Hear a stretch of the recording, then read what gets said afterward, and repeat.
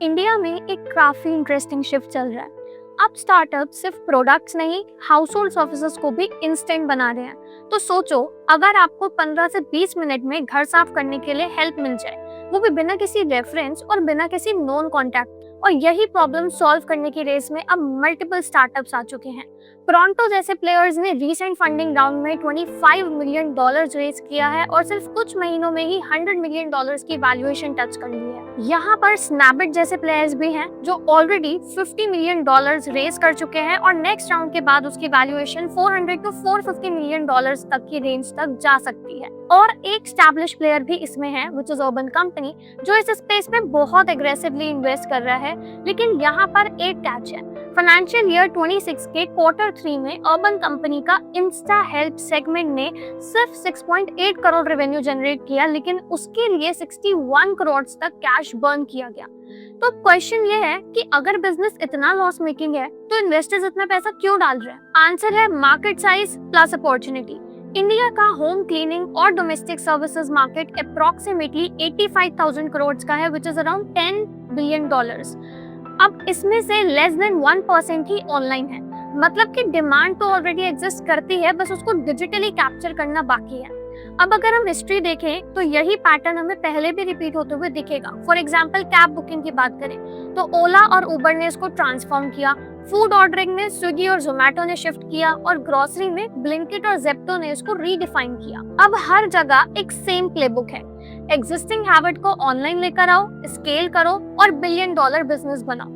Quick commerce ने एक बहुत बड़ा साइकोलॉजिकल चेंज क्रिएट किया और आज की जनरेशन के लिए इंस्टेंट एक एक्सपेक्टेशन बन चुका है, 10 मिनट डिलीवरी से लेकर सेम डे सर्विसेज तक। अब एक इम्पोर्टेंट बैरियर ब्रेक हो चुका है, विच इज ट्रस्ट। पहले लोग अननोन पर्सन को घर में आना अलाउ नहीं करते थे, काफी हेजिटेट करते थे, लेकिन पिछले 8-10 सालों में अगर हम देखें तो स्विगी, जोमेटो, अर्बन कंपनी जैसे प्लेटफॉर्म्स ने इस हेजिटेशन को काफी हद तक रिड्यूस कर दिया है और अब आप ऐप से सर्विस बुक करने को बहुत नॉर्मल समझने लगे। अब अगर हम डिमांड की बात करें तो नंबर्स काफी स्ट्रॉन्ग है। स्नैपडील पर अराउंड 1000 बुकिंग्स पर डे हो रही हैं, 27,000 से ज्यादा bookings per day with in months, and pronto पे 3,000 around which is making 15,000 bookings per day। और अर्बन कंपनी ऑलरेडी 50,000 से ज्यादा डेली बुकिंग्स करता है। तो क्लियरली डिमांड साइड पे तो ट्रैक्शन स्ट्रॉन्ग है। अब बात करें यूनिट इकोनॉमिक्स की तो यहाँ पर एक ग्राउंड रियलिटी है। अब वर्कर पर जॉब अर्न करता है रफली 100-200 रुपए। अगर 5 से 6 घंटे काम करे तो it can be 300 rupees per day approximately.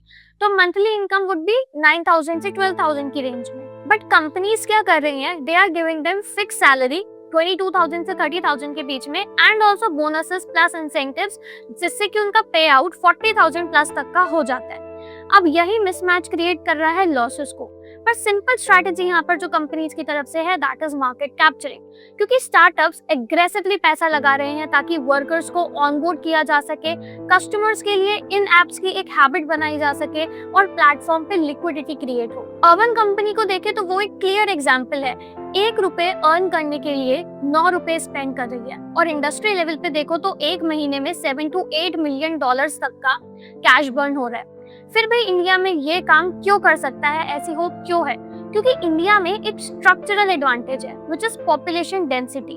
For example Mumbai में 1 स्क्वायर किलोमीटर में 27,000 तक लोग रहते हैं। मतलब उसी सेम एरिया में बहुत सारी जॉब्स मिल सकती हैं, ट्रैवल टाइम कम हो सकता है और वर्कर एक ही दिन में 4 से 5 जॉब कर सकते हैं, जो कि प्रॉफिटेबिलिटी फैक्टर के लिए बहुत इंपॉर्टेंट है। अभी जो प्राइसिंग 150 रुपीज दिख रही है वो रियल प्राइस नहीं है, बल्कि that is a subsidised price.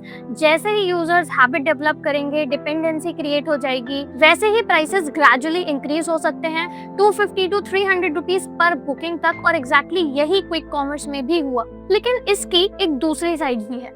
जब हम इस मॉडल को ग्राउंड लेवल पे देखते हैं तो यहाँ एक डिफरेंट पिक्चर हमें दिखती है। इंडिया में डोमेस्टिक वर्क हिस्टोरिकली बहुत इनफॉर्मल रहा है। कैश पेमेंट, कोई फिक्स्ड रूल नहीं, कोई प्रोटेक्शन नहीं। तो प्लेटफॉर्म ने इस सिस्टम को ऑर्गेनाइज बनाया। They are giving trainings, digital payments हो रही हैं and a structured pricing structure is existing now. But यहाँ पर साथ में कुछ चैलेंजेस भी आए, लाइक रेटिंग्स पर डिपेंडेंसी होना, एल्गोरिदम बेस्ड जॉब एलोकेशन होना, late penalties even for small delays and earnings की अनसर्टेनिटी।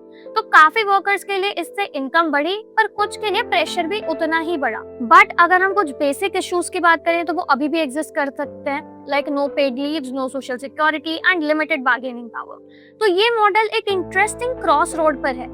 एक साइड तो it is giving a massive market opportunity, strong demand growth and VC backing as well, पर दूसरी side में एक week unit economics हम यहाँ पर देख सकते हैं, वर्कर प्रेशर यहाँ है and long term sustainability questions are also existing. तो अब क्वेश्चन यही है कि क्या आपने कभी इस ऐप से हाउस हेल्प बुक करी है और क्या आपको लगता है कि ये मॉडल लॉन्ग टर्म में प्रॉफिटेबल बन सकता है या ये सिर्फ एक वीसी फंडेड बबल है?